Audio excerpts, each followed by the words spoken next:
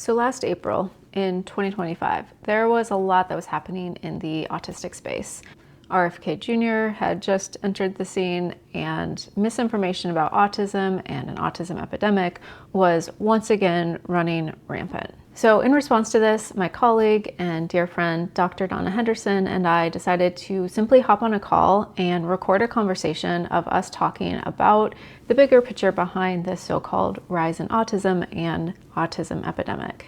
There's a lot of context that often doesn't get added to the public discussions, so that's why we sat down to have the conversation, and I'm releasing it here this year on YouTube just so that more people can benefit from getting this information and having access to it. If you've ever been asked about the rise of autism and you wanted a deeper, more nuanced explanation to provide, then I think you'll find this conversation helpful. For context, Dr. Donna Henderson is an ADHD psychologist specializing in autism. She's co-author of Is This Autism? And has spent years doing autism assessments and teaching clinicians about the female presentation of autism as well as more nuanced presentations of autism. And then I'm Dr. Megan Anna Neff. I'm an autistic ADHD clinical psychologist and founder of Neurodivergent Insights, where we work to increase awareness of ADHD, autism, ADHD, and mental health. There is a lot packed into this conversation. If having a visual guide or a PDF transcript is helpful for you as you metabolize information, then you can find both of these on our website alongside the video to support your learning and absorption of this material. So I hope you find this conversation helpful, whether it's for yourself or for advocating when these conversations unfortunately do come up. Well, good morning, Donna. Good afternoon to you. Good morning to you. It is afternoon here.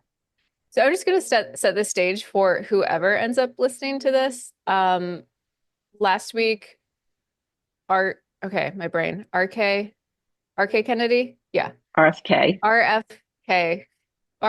Last week, RFK did the whole thing, autism epidemic. You and I chatted, and I was kind of like, I feel like it'd be really fun to have a conversation with you. We record it.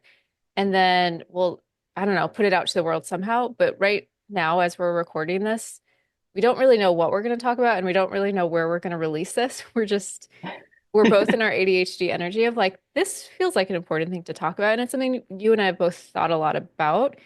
And yeah, so do I have that context right of like what we're doing here? Yes, and if anybody has ever doubted that either of us is an ADHDer, this will surely do the trick. We have absolutely no plan here. Yes. This is us and our ADHD kind of magic. And we'll see if something cool comes out of it or if it's like a rambling mess and we're like, well, that was cool to see you today, Donna. Bye. Yeah, at least we get to see each other and hang out for a little while. Yeah. Well, honestly, there's been so many times that we've met to work on projects and I've been like, oh my gosh, I wish were recording this because I just often when I meet with you, I really love the generative ideas that come from those conversations. Yeah, I always learn from you. We always inevitably have a moment of, oh my God, that's how you see it. This is how I see it. And it's always fun.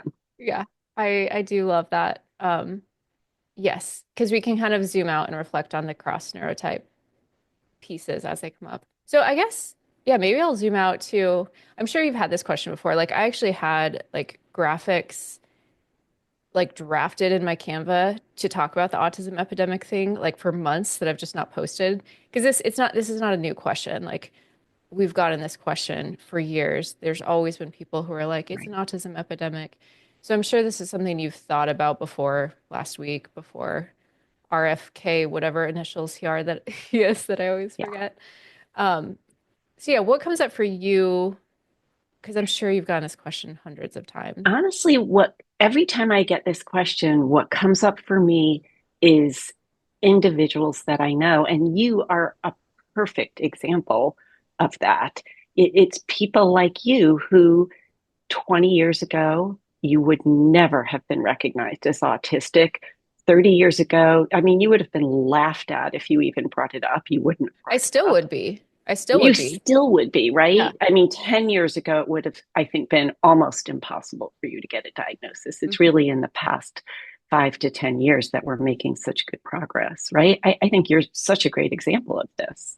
Yeah, I talk about that. So I just recorded and released the Lost Generation course, which is I feel like it's my like synthesis of my last 4 years of learning, and your influence is all over that course. So thank you.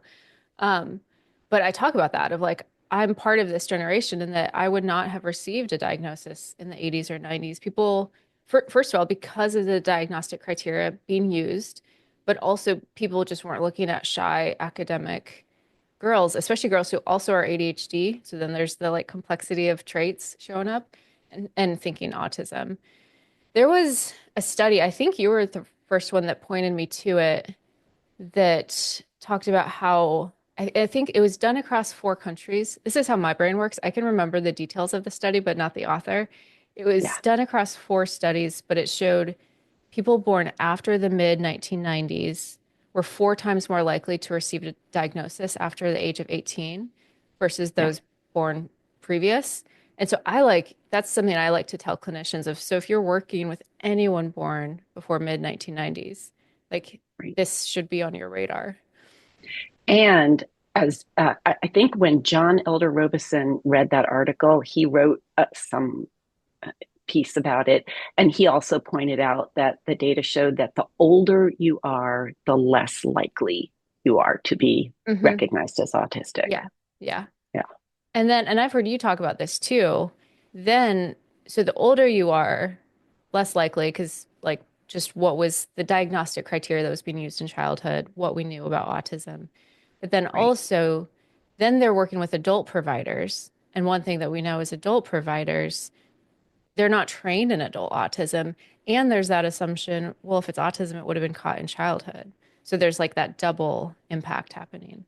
Exactly. Adult providers get almost no training in autism. Hopefully that's changing, but historically, and they have no knowledge, they have no confidence. And like you're saying, there is that underlying assumption. Even if it crosses their mind, the next thought is usually, oh, somebody would have caught it by now. And so then they don't consider it. Yeah, yeah. And I heard you talk about this in your autism training you did. The other thing will be providers, maybe autism's actually been ruled out before, but again, someone who had maybe it was based on an older version of the DSM being used, or as a provider not aware of masking, and that will carry a lot of weight of like, oh, well, it's been looked into, it's been ruled out, so nope. Right. And they're not willing to open it up again or even look back and think, well, why was it ruled out? And quite Mhm. often it was ruled out because she made eye contact, because she has I a sense of humor, Oh right? my gosh, I've heard that so many times, and I just like I feel embarrassed. Do you feel embarrassed like for our field when you hear Yes. stories? Embarrassed and very I want to go around apologizing to people. Yeah, yeah.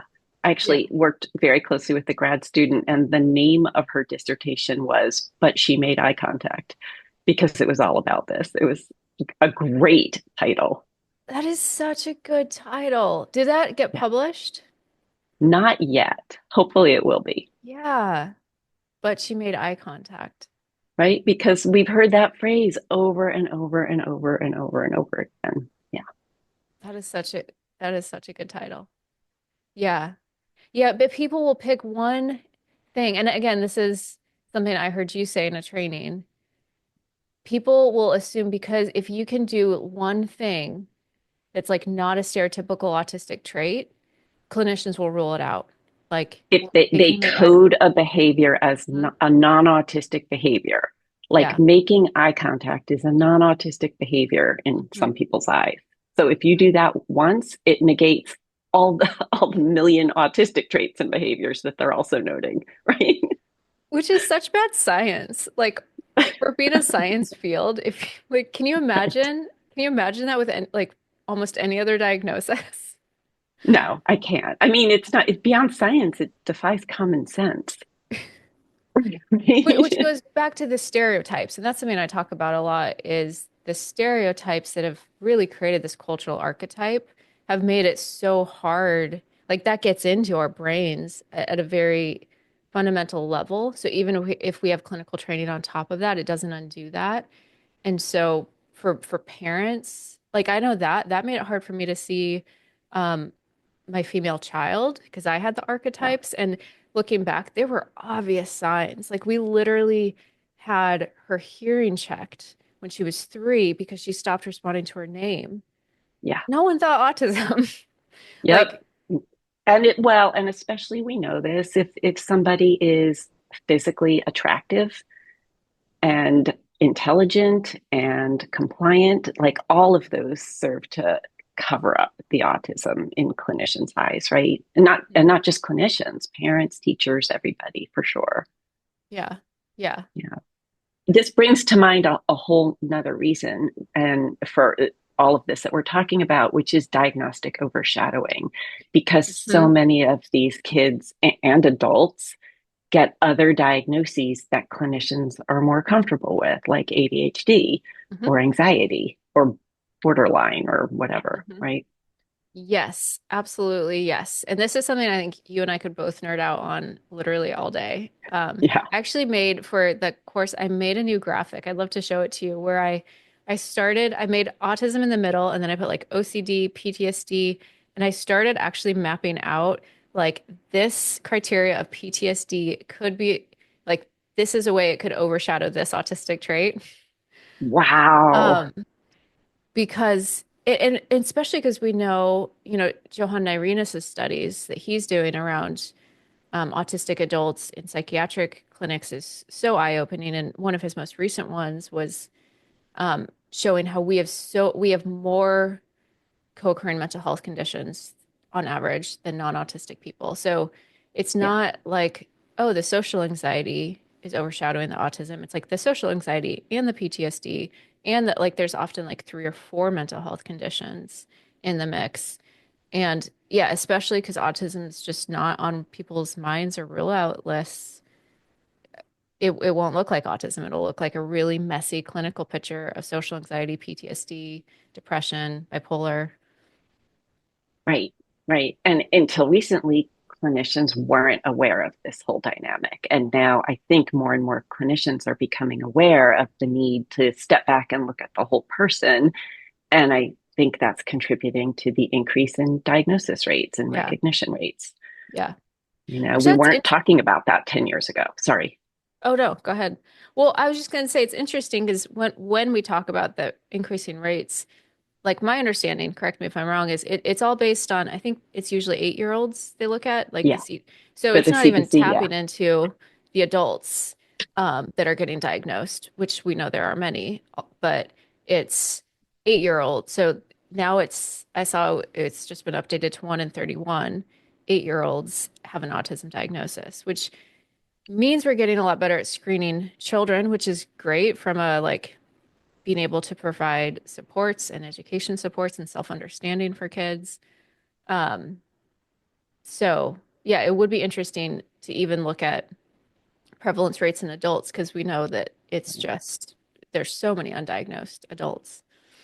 Right. Yeah. And when I started doing this work, I started getting a lot of clinicians who see kids and adolescents reaching out to me for case consultation. And now it's more and more all about the adults, the case consultation work I'm doing. So many clinicians who see adults are saying, my practice is fundamentally changing as I think about this. And as people are coming in wondering if they're autistic, or I'm wondering if they're autistic, I've seen a huge shift there. How do you feel about that? Like just in the sense of the work you do, and because yeah, you started out as like a pediatric neuropsychologist. Actually, I started out with adults. Oh, you did? Yeah, Okay. in a previous lifetime, I was actually the director of a brain injury program, an acquired brain injury program for adults. Then I went into private practice just doing ADHD LD work and only with adults.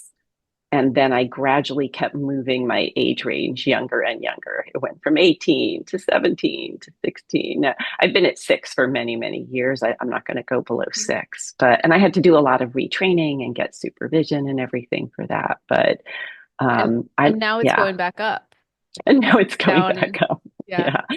Yeah. Yeah. Well, I mean, you and I both love that phrase, the lost generation of autistic adults, which I think was originally Meng Xuan Lai and Simon Baron Cohen. I'm so glad that you can pronounce both their names because I am typically like just go read this article because so I have which I learned this word from you, phonetical dyslexia. So pronunciation is really hard.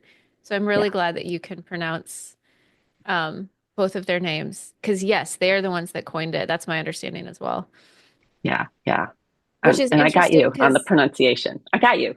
thank No you. worries. I'm I will here for just like you. whenever there's a hard word, I'll be like, Donna, you. And Simon, again, can't pronounce his last name, but it's interesting that he coined it because he's a controversial figure in the Yeah, autism space. But then yeah, that that phrase feels so affirming. So I'm kind of glad he's second author on that article. yeah, yeah. And Meng-Xuan Lai, who's the first author, is truly one of my all-time favorite autism researchers. He's truly amazing.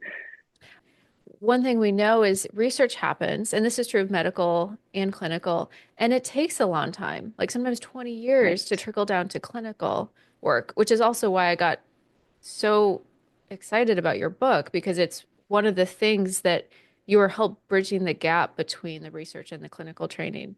Now to get training programs to actually start using that book and to start doing the training, but that is also part of this increase is that things that are known in the autistic community or even in research take time to get into clinical training. For sure, for sure. But I mean, we started this conversation with me saying that you are such a great example of why the prevalence rates are going up. And as I think about it, I'm a great example of why the prevalence rates are growing up in a totally different way, which is that 20 years ago. So I was licensed in 1991. When I went to graduate school, I don't know that the word autism was uttered once. I mean, if it was, I certainly didn't notice it. I absolutely never had a class or an entire lesson on it.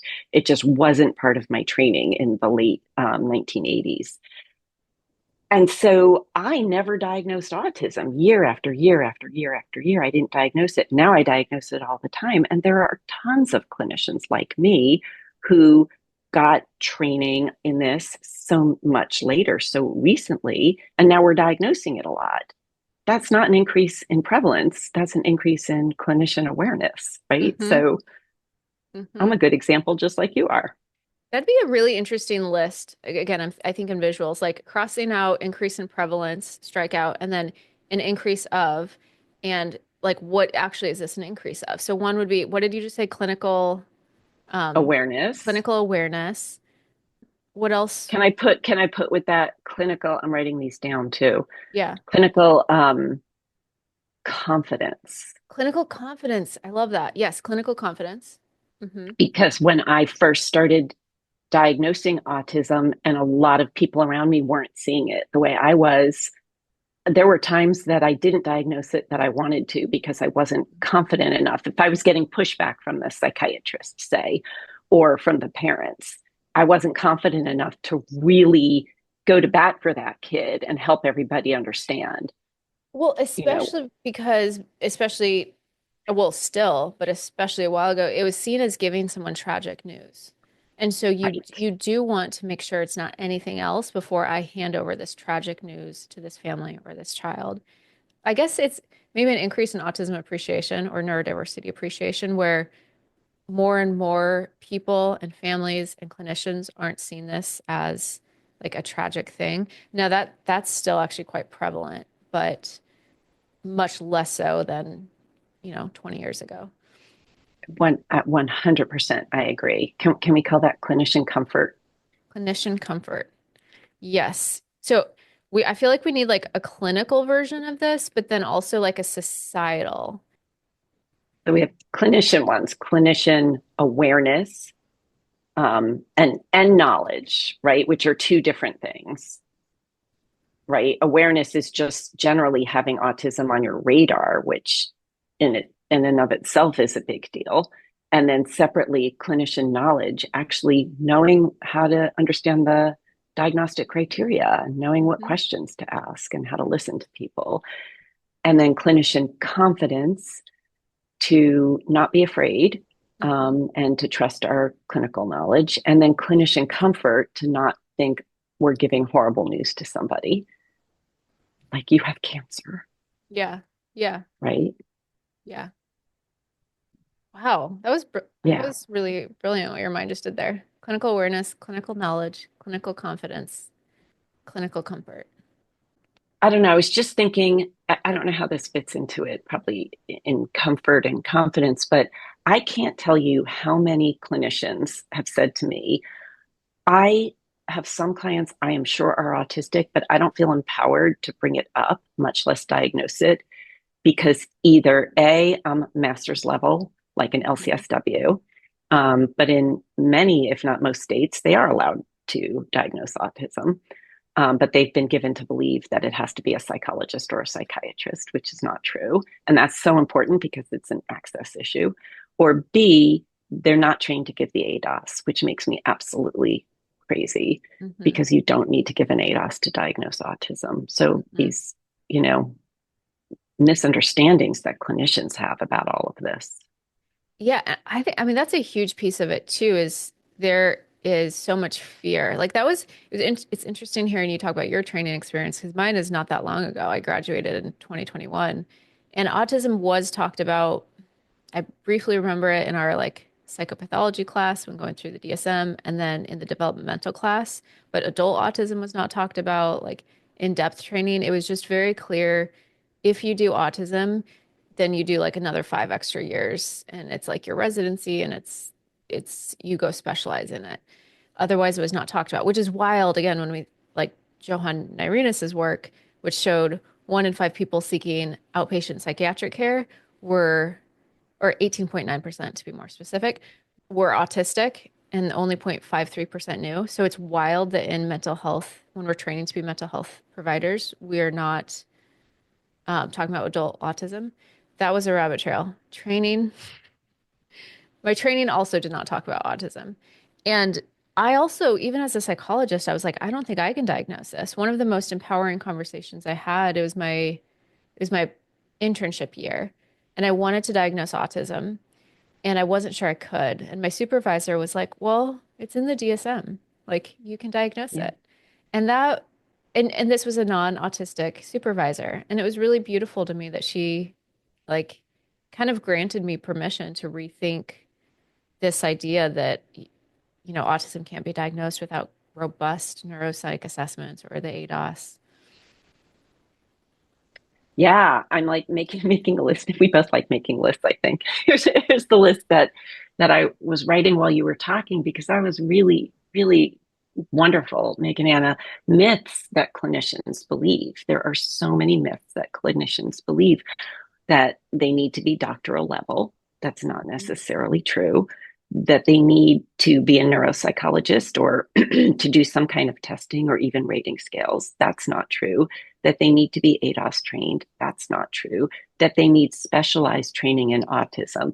That's kind of sort of partially true, right? Like we need to be educated. We need to understand these things, but you Like don't necessarily need like a specialized postdoc, Like, go right? take your training on autism or read your book or take my last generation training. And like, I feel like people would be good to go Yeah, with that yeah. info. Yeah, and do case consultation when you Yeah. need it if you have a case you're not sure about, right? It doesn't have to be doing some years long specialized training at Harvard Medical School or whatever, right? Yeah.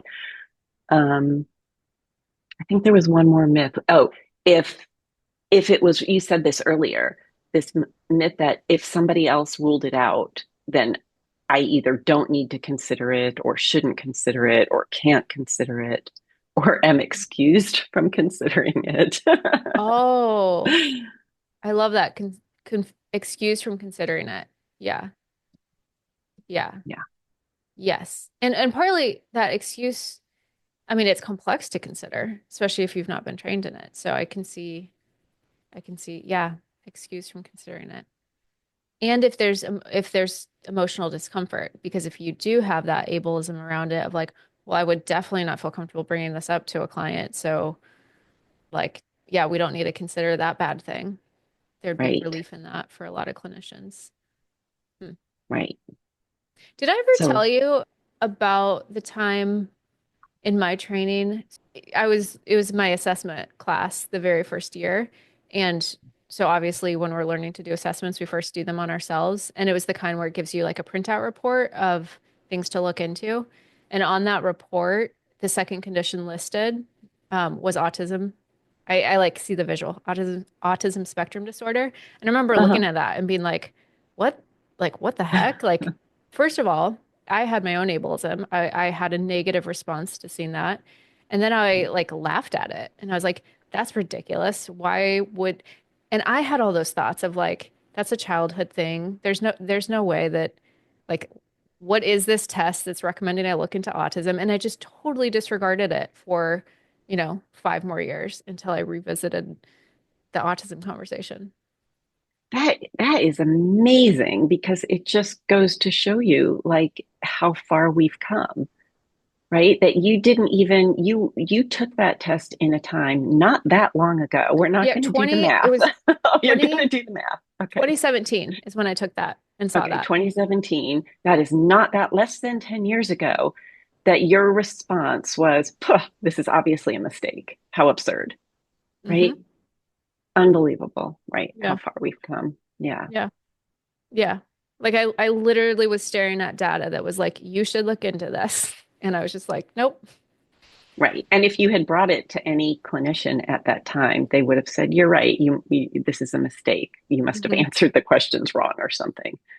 So let's see. We made a list of Hmm. clinician reasons Yeah. for the increased recognition. Go ahead. Oh no, finish your thought. I was just going to say, let's make more lists. Yeah, well, perfect. That's what I was going to say. Is like I kind of love this social historical context, and I actually like talking about this because there is a lot, understandably, there's a lot of anger toward clinicians, which again, like very understandable. But I'm big on one of my big things is I like to kind of melt defenses and shame when I'm introducing new ideas, just because I think it's Yeah. more humanizing, more effective. So I like to walk people through like, here's the last kind of 100 years of autism. So if you feel like, oh my goodness, oh no, I've been missing people, like it's okay in the sense of we are all working with a very specific social context that has led to this moment. Right. And I think that kind of zoom out view is really helpful. Like if we think to just, 60, okay, now my math is being stretched. 80 years ago, 70 years ago, we were talking about this as child onset schizophrenia. Yep. Like so much has changed. Right. Yeah. I actually, um, at one point went through the DSM, the various DSM, the way they wrote up autism, and it was sort of mind blowing. And early on I want to say it was the second DSM. I have notes here somewhere. Autism wasn't even mentioned It, as its it's own it's the thing. third It DSM. was it was right. So Yeah. I'm just saying, like in the 1970s, it was part of schizophrenia. It was like a Hmm. childhood kind of psychosis, right? So if you raised children in the 70s, there was zero chance you were even going to remotely think of autism for your kid, right? And then you're right, it was the DSM-III, right? But Hmm. even then in 19 that was 1980, that was infantile autism. So the name tells you they were really thinking about children under the age of 3. And the diagnostic criteria were very extreme in the way they were written. And I think there were like 8, and you had to meet all 8. There was no flexibility. And the criteria, I just pulled some of them up. Onset before 30 months of age. So very Hmm. strict there. Pervasive lack of responsiveness to other people, gross deficits in language development. I mean, I could go on, but you get the idea. I mean, it was So that's really captured in a extreme, very, what we now would say is a very specific right? presentation of autism. Right. And only that for sure. And so if you were, we're going through this, you brought this up because of like the parents and clinicians who might feel guilty about not having recognized kids in the past. But so if you were raising or clinically seeing kids in the 1980s, those were the diagnostic criteria. Of course, you were going to Yeah. miss them, right? Yeah. And it's why I can't say like, oh, I was missed in childhood. I wasn't. Like I wouldn't have met that criteria. Right. That's right. That's exactly right. Yeah. So like as Bill Gates said, I think he said recently, if I was being raised now, I don't think he said I was missed in childhood, right? Yeah. No, his language, I noticed his language too, because it wasn't even like I'm autistic. It was Yeah, if I was a I it was very distancing, but I actually enjoyed pieces of that interview, but it's just interesting his language. If I was a child now, I would be diagnosed with Yeah, this. Um, right. yeah, yeah. Yeah, yeah. Okay, so then 1987 was the revision of the DSM-III, so the 3R, and they did relax things a little bit. So Hmm. then you needed like 8 out of 16 criteria, but the wording and the examples were still completely extreme. So here's some examples. Treats other people as if they were pieces of furniture. Wait, what? Read That was an example in it. Reads phone book to uninterested peer. Marked distress, for example, if a vase is moved from its usual position. I got to give you one more. Insists on carrying around a piece of string. Those are so specific, and it's not getting at like what's happening beneath. Like, why is that Right, string important? Why might a child be right, rehearsing text to someone else? Those are right. those are so Rayman. R Rain Man. So Rain Man, right? And Rain Man. And so that was 1987 and Rain Man came out in 1988. I don't know if there's a connection there, but Oh, interesting.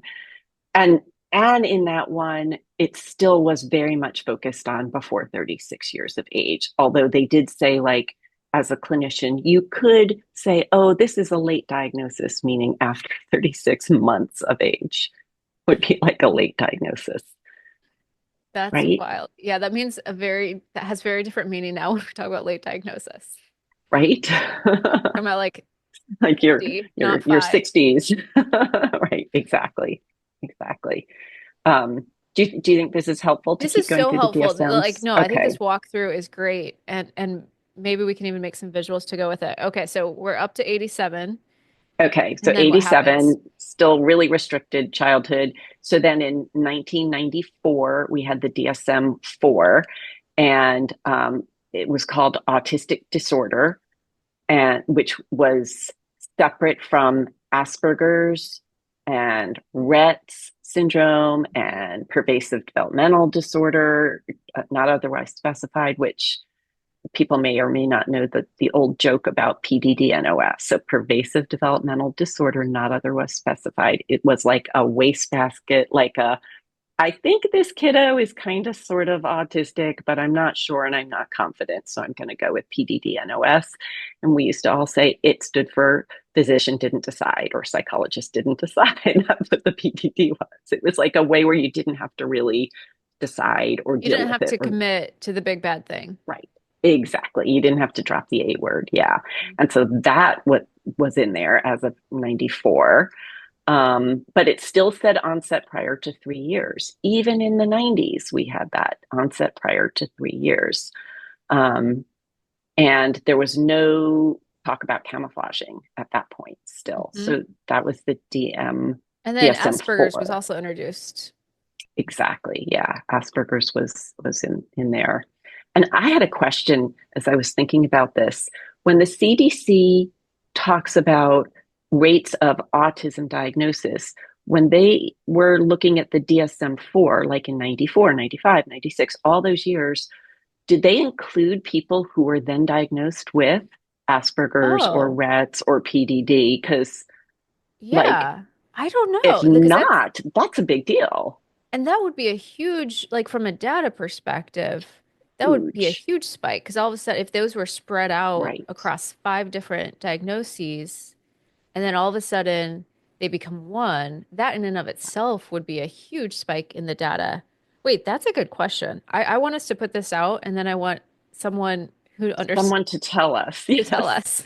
Because I also read that over 90% of the kids who had been diagnosed with any PDD, so autism, Asperger's, PDD-NOS, Rett's, I feel like I'm forgetting one, but you get the idea. Over 90% of them met the DSM criteria when we went to the DSM-5. Hmm. So they are all autistic. Yeah. So we need to understand that data That's a point. that is one I had not considered. Like I've considered several points for the increase, but I had not considered that data reporting. That's huge. Yeah, huge.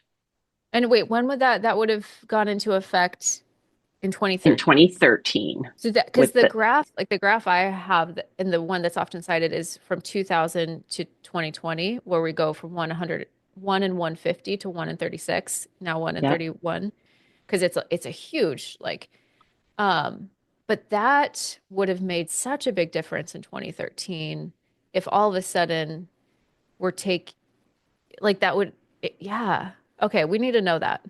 It goes up sharply Yeah, after that. It really, yeah. and it's a combination of all the different kinds of things we're talking about today, Well, but that's a big piece of it, and I think. ADHD, like you can now diagnose both Yes. ADHD and autism when we get to, or are we done with DSM-IV before we jump Yeah, to, but this is good. Now let's make a list of all the changes in DSM-5. So, like, the okay. first one is lumping all the things Oh together. yeah. Okay, I'll work on that list. All the You DSM, do that. Okay. okay. Your I'm done top, typing. I'll list. Okay. All right. DSM-5 changes. So, one was all these different diagnoses got lumped together as autism spectrum disorder. So, and over 90% of the kids with all the other ones fit into this. So that's huge right there. Then, as you just pointed out, before 2013, clinicians were not allowed to diagnose autism and ADHD in the same person, which never made any sense to me. I have yet to meet somebody who understands that rule. And so think about it, if you're a clinician and you have to choose between diagnosing autism and diagnosing ADHD, right? What are you going to do? The big scary one or the one that everybody's comfortable with where you could just take a pill to fix it, right? So we know that that happened a lot. And now, as of 2013 in the DSM-5, we could diagnose them together. The other big change in the DSM-5 was recognition of camouflaging. Like it actually says it in there. It says, I forgot the wording. And was that in the TR update or was the original DSM? I think it was in the original Oh, okay. DSM-5, not the TR update. Yeah. It said something like symptoms may not manifest until social demands exceed Hmm. limited abilities, Yeah. something like It's that. very like it's very vague, but it's in there, which is Yeah. huge. Yeah. Yeah. Yeah. And I'm pulling out my DSM now to check myself. I don't think there's anything about age for the first time. So they finally got rid of that. That also, oh, that's a Oh. clinician myth. Do you still have a clinician myth list going? This whole idea that it has to be shown by age 3 or any other age, like there is no age. It says, okay, I pulled out my DSM.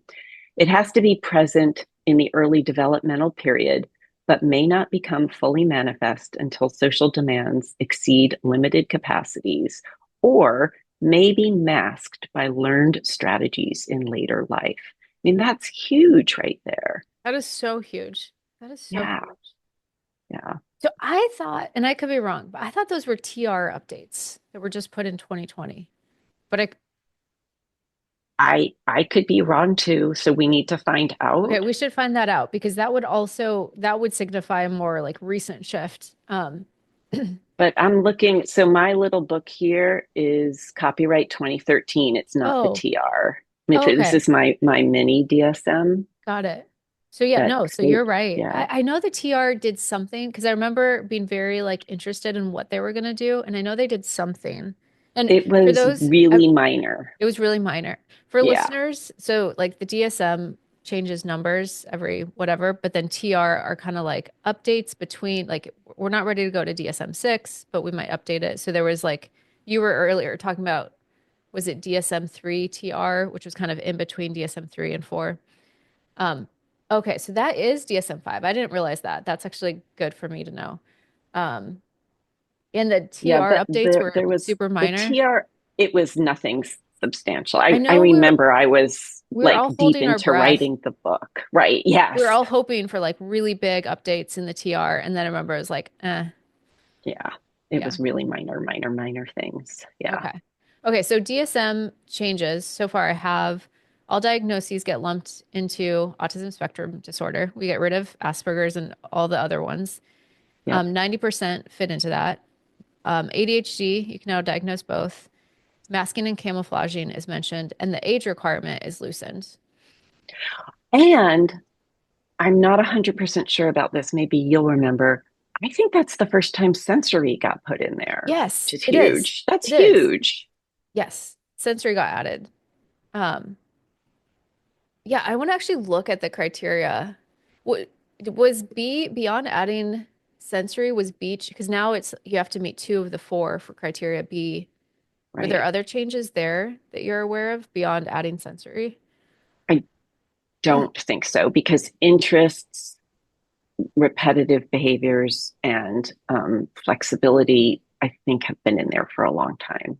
I Yeah. think sensory was the big change there and making it 2 out of 4, which is like, I feel like I keep saying the word huge, Mhm. but it was huge.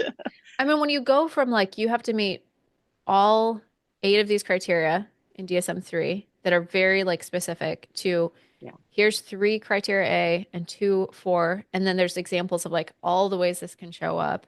Yeah, I mean that it is huge. It's a huge shift. Of course, we'd go from one in 25,000 to one in, I mean, not of course, but to one in 31. But that makes sense. So yeah, this is a huge, huge one, and it's actually number one on my list of I put together a list of 5 reasons, and my number one was broadening diagnostic criteria. So it is huge. It really is. Right.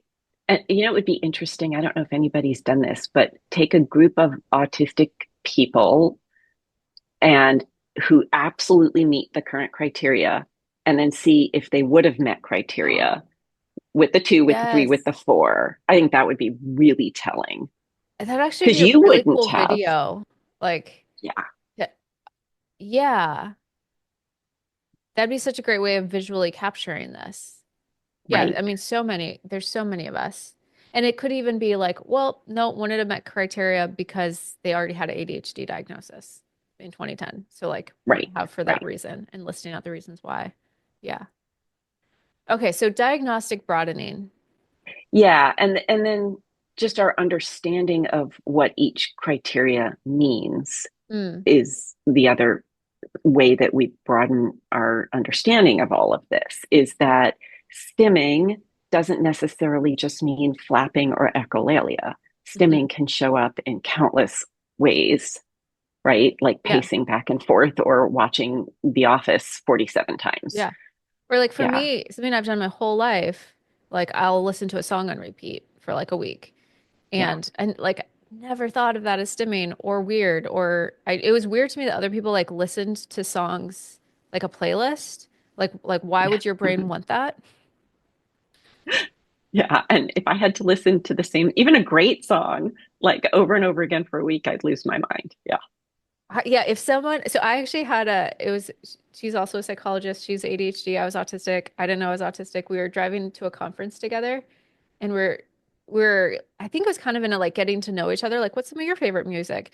And I put my playlist up and like, we wouldn't even finish a song and she'd move to the next one. And I was like, what is happening? And then I was looking back, I was like, oh, that was ADHD and autism there. Maybe we need to design our own little questionnaire, and this could be part of it, Hmm. right? You know, do you prefer to listen to the same song over and over again for a while, or do you prefer to move from one song to the next? Rapidly. Yeah. Yeah, Yes. Yes. So more deep understanding. And I'd kind of put that in the awareness bucket too, as more lived experience. More people start talking about the autistic experience of like, hey, I do this thing, and this is what stimming can look like. Yeah, because yeah, so much of it was the stereotypical like hand flapping. Like that's the one people love to use is right. like hand flapping. You don't flap your arms, you can't be autistic. Hmm. Yeah, Hmm. Yep. Yep. Yeah. And special interest would be another one of like the ones that culturally blend in or are socially acceptable, awareness that, yeah, like an intense interest in psychology or social justice, like that can also be right. a special interest. It doesn't have to be um, obscure, like it doesn't have to be bizarre is the word that was often used.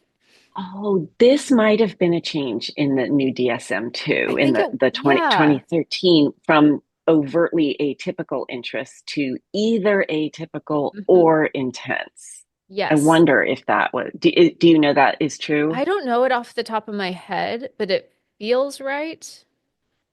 and I want to know now, but it Me feels right. too. I'm going to look it up later and I'll And let you know. even with that update, a lot of clinicians will still, if it's not quote unquote bizarre, Yeah, they'll miss the ones that are like atypical in intensity, but not content. Which also, right. again, that's weird of like who gets to decide what's bizarre and what's not. I know. I know. I had a whole debate about this with a colleague once because I had an 8-year old who I was sure was autistic, and I was going through the criteria, and he had an interest in opera, and I thought that was atypical for not an 8-year old, an eighth grade, for an eighth grade boy. I had never met an eighth grade boy who was into opera, and her argument was lots of people are into opera. There's nothing atypical about that, which is true. But for me, like the context is everything. The context is of this boy. He wasn't musical. He didn't play an instrument. His parents weren't into opera. He didn't go to a like theater oriented school. Like there was nothing about Mhm, his life mhm, that made you go like, oh yeah, opera, mhm. that makes sense. Right? Yeah, that's interesting. So, like, for the context of that person's life, is the interest, Right. quote unquote, bizarre? That I like that way of thinking about it. Yeah, yeah. Huh, Yeah. that's interesting. And I mean, I don't use the word bizarre. Yeah, I'm using it quote. Yeah. I'm using a lot of air quotes around it because it's would be like the pathologized way of looking at it Got it. Makes sense. or So, atypical. should we talk about this whole other category of increased prevalence rates that Yes. do you want to bring one up? Go Oh, ahead. oh, Do you well, have the one? next on my list is more screening, but I don't Hmm. know. Did you have one on mind in mind? I did, but I can wait. Yeah, Okay. definitely more screening. What were you thinking about there? Well, again, when I look at that chart, specifically 2000 to 2020, some things that come to mind is like in 20, I think it was published in 2007, but I think it kind of went into effect in 2006, where the American Pediatric Association recommended routine screening for children. Yeah. And then we see that's one of the points where we start seeing a big spike. So just implementing routine screening is huge. And then I'm not as like fluent on education policy, but my understanding also is that there were some changes in like kind of how children could access supports where there was more incentive to get an autism diagnosis for families because of the supports that could be offered through that. And so just from an incentives perspective for families, there's also more education supports to access if you have that diagnosis. Yeah. And so I think about, yeah, the screening and then like education shifts that just made it much more likely that we'd be catching autistic children. Yeah. Yeah. No, you're exactly right. I was wondering about that too. I didn't remember the exact year when the American Academy of Pediatrics started that, but Well, 2006 sounds right. I don't recite phone books, but dates of studies like stick. Maybe you're not autistic, Megan. Shoot. Got to rethink my career. Yeah, there you go. What crossed my mind too as you were saying that. I wonder too about insurance companies and when, Mhm. all this nonsense about, you need an autism diagnosis for us to pay for you to have ABA. And of course, everybody needs ABA. And I wonder if there was a little bit of impact there too that motivated people to get the diagnosis so that their kids could get Oh, ABA. And to be uh-huh. clear, I'm not saying Yes. I'm not Yes. for ABA, right? Yeah, But that would have been one of those systemic pieces, right? Again, right. there was just so many system pieces that shifted from especially 2000 to 2020. Yeah. Yeah, yeah. Insurance, screening. Yeah. Anything else in the screening bucket that you'd add? I think you hit the big ones. Yeah. Yeah. So what was on your list? So a few other things. One is I found myself wondering if, and I think that it has, if everything's just been increasing like crazy. And could we make a chart that shows the autism increases and the ADHD level increases and the anxiety level increases and the depression level and even things like dyslexia? I Hmm. wonder, is autism increasing more than everything else? Does that mean Or more is autistic people are having sex than? Well, that was a whole other thing we needed to talk about, right? So, Right? yeah. So, No, they're separate to me. oh, they're separate. Okay, so everything's right increasing. And when you say everything's increasing, in your mind, are you saying true prevalence is increasing or diagnosed cases are increasing? I think probably both. Okay. I mean, I know kids are and adults, Oh, everybody's more yeah, anxious that's true. now. Yeah. I mean, there's so much more anxiety now. There's so much more depression now. There's Mhm. so much more ADHD now, right? There was a Yeah. whole article in the New York Times this weekend about like the explosion of ADHD. So part of me wondered like, so is autism different from all of these other diagnoses Mhm. or not really? So would you, I don't know. that's curious. I mean, that's a whole other conversation, but same thing with ADHD. Like we could say there's been an underdiagnosis. And this is something I like about you, Donna, is it's tempting to look at that and be like, it's not an epidemic, it's better identification. That's typically what I say. But I typically will have a footnote of like, and we can't rule out that there is a Right. true increase in true prevalence. And that's kind of, and I like that you can hold the nuance of that, of maybe there is true prevalence increasing of all the things. Yeah. I think there may be. And this is where we can now bring sex into it, right? So autistic people in our current culture may have better luck finding each other, finding partners, and procreating, like because of Yes. the rise of technology, It's literally what right? I said in my article of like because we know the cross neurotype study, like we tend to Yep. connect better with each other. And now with dating apps and with digital, like we can find each other in the mating process. The mating process. That Right. sounds so weird. Whereas before, if you were just like, well, I'm gonna find someone like in what, my local community, or I don't know how people found, I mean, I guess I found my person in college. But yeah, it would be so much easier, I imagine, for autistic people to connect and then to have sex and then to have babies. Right, absolutely. And when I was young and dating before technology, you had to go out there in the world and spontaneously talk to people and connect quickly enough and well enough to then continue on and build a relationship, which is harder for autistic people than Yeah, for that sounds non-autistic terrible. people. That sounds terrible to Yeah. me. Everything you just described, I was like, why would you do that? Right?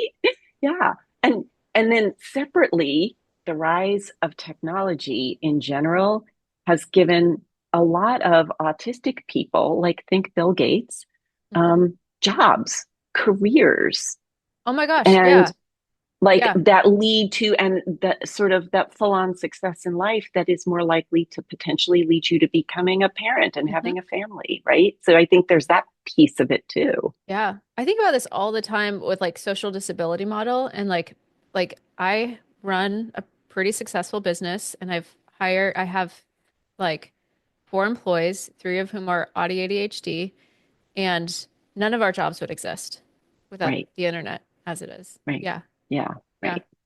It's that's a huge shift. But shift in like it can create some financial stability, which I don't know that that's actually correlated with having more kids necessarily, but yeah. Yeah. Yeah.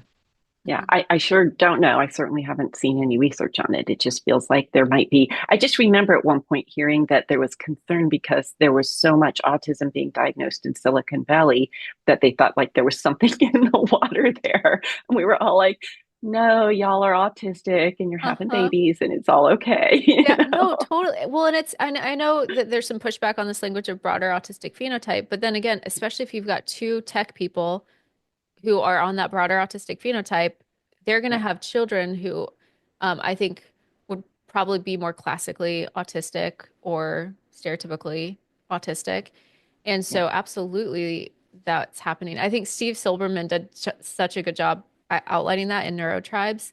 I think it was in his book that the number one medical field of like having autistic kids was actually the medical field. And then it was maybe engineering and then tech, which is really interesting too to think through hmm, where are the broader autistic phenotype folks. I don't want to quote it that confidently, but it was interesting. He had some data in there about the fields of like the parents of autistic kids. Oh, that is interesting. Megan, Anna, you and I could just make a living coming up with dissertation topics. That would be such an interesting dissertation because I'm also thinking lawyers and college professors, Hmm. right? Yeah. Yeah, Yeah. Yeah. So yeah, we're having babies. That's a huge one. yeah, We're connecting because of the digital world. Speaking of digital, I think that's its own point of just the internet has changed everything in regards to lived experience. And then we've connected as an autistic culture and community, and now we see ourselves recognized in each other. And that's just lifted the bar of awareness because A, we're connecting, B, we've really created some autistic culture, which in return, like that's how we know things like, well, stimming can look like this or like that. And so that's been so huge from an awareness perspective. And then also busting some of those myths around autism is a big, bad, terrible thing. So the internet, and again, if we look at that 2000 to yep, 2020, what like iPhones was 2010. And I feel like we've been living in the digital age the last 20 years and then the social right. media age, and it's just changed everything. Yeah, well said, well summarized for sure. Yeah. I do Megan, have, Anna, oh, go ahead. No, I was want to hear it. well, I was just gonna say I do have one more point that I want to make sure and get to, but go Do it ahead. because I, Oh, I was going to well, say like I think we solved it. well, better recognition of underrepresented groups. So, for example, the research that's looked into autistic women has been huge, but then also BIPOC and genderqueer and trans. I think, I don't know what the most recent CDC, but I feel like the one that was in 1 in 36 was one of the most encouraging for catching Black children. Like it Mhm. was like, can't remember the exact rates, but the gap had lessened quite a bit. I think we know still, especially in Latinx populations, this is still very under identified. But with especially with BIPOC children, we're getting a lot better. Historically, often like conduct disorders or OD, Yeah. oppositional defiant disorder, there's some great research. I'm going to synthesize it this Friday, but I think on average it takes what, like 3 years longer than a white child to get a diagnosis, and that research is back in I think it was like 2007, kind of early 2000s. There's a huge discrepancy there. And Yeah. then, of course, autistic girls, like especially girls that do not have a co-occurring intellectual disability, um, more numbers because my brain is fun in that way. I think I might have first learned this from you, but this was early 2000s or late 1990s, where autistic girls with co-occurring intellectual disabilities, the prevalence was 2 to 1, two autistic Hmm. boys to one. But then Yep. without a co-occurring intellectual disability, I think they were using 80 or above. Yep. Um, it jumps to 9 to 1, Yep. meaning like it would make no sense for prevalence to actually shift that much. It just means we didn't know how to catch Right. those girls. And so that's been a huge shift in that we're getting better at identifying anyone who's not a white cis boy with very stereotypical traits. Right. Right. Yeah. Again, really, really well summarized. I don't know that I have anything to add to it except, yep, that's all true. And then if somebody is in multiple minority Hmm. groups, so if you're a Yes. Black trans female, right, Hmm. Hmm. even harder to identify for sure. Absolutely. Yeah, absolutely. And then even, and I always, again, this is a footnote I like to add, there's still plenty of white cis men who also Yep. are undiagnosed, even with stereotypical traits, because again, Yeah. of how much has changed diagnostically and awareness and screening. Right, right. I mean, I saw a boy this week, white cis boy, who had been seen on and off throughout his life and never diagnosed with autism. And I thought it was going to be like a really challenging case to figure out. And I mean, within 5 minutes of meeting him, he exhibited really clear, Hmm. unambiguous autistic traits. Yeah. And and going through it with his parents, it was clear. his clinicians weren't comfortable with autism in the past. His parents were uncomfortable with autism in the past. They overtly said to me, we see this now and we're comfortable and we want this Mhm. diagnosis. It's useful to see him through this lens. We didn't feel that way 10 years ago. We would have absolutely pushed back against this 10 years ago. And they were saying, we think that's part of the reason clinicians didn't diagnose it. None of the Mhm. adults in the room were comfortable. Yeah. So I guess I'm just reiterating what I said before, Well, but even for a white boy. that's so beautiful, and it comes full circle of it. This is where I'm so grateful for the autistic community of the awareness work. And by awareness work, I also mean the like movement toward bringing forth affirming narratives of autism. That is impacting clinicians, it's impacting parents because they're more likely to say, "Yep, I'm willing to look at this." And that is a huge driving force in the increase is that there is now a culture and a community who's saying, this is an experience that many of us have, and it is okay. And this is a word we're allowed to say. Yeah, yeah, 100%. I, I think that's so beautifully said. I go back to this experience I had in graduate school in 1987, maybe, where I thought I had never met a gay person before. Obviously, I had, but nobody ever talked about it back then. And one of my professors said that he was gay. He came out to our class in a very casual, like it wasn't a big deal. He was like, by the way, here's the deal. And it was the first moment of realizing, oh, they're all around me. I had no idea. And it's the same thing with autism. And every time an autistic person comes out and says, oh, and by the way, I'm autistic, it raises everybody's awareness. Yeah. Not just that it's everywhere, but that there's a million different ways it can Mhm. look, right? It's literally like that's literally why I came out like I had no idea what was going to happen when I came out as autistic and like professionally impact it would have, but I was like I just need to do this. I need people to know there's like autistic psychologists out here. And Devin Price talks about this really beautifully in his in the first autistic unmasking book of I can't remember the exact quote, but like visibility is advocacy.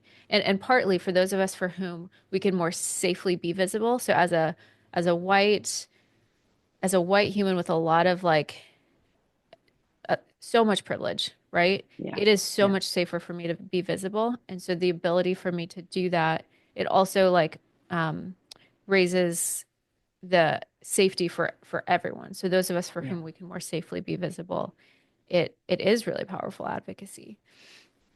Well, I know I speak for countless people, thousands of people, that your work is so appreciated. Just you, not only your intellectual work, which is massive, Megan Anna, but your personal work, understanding yourself, understanding your own experience, and then sharing that with the world.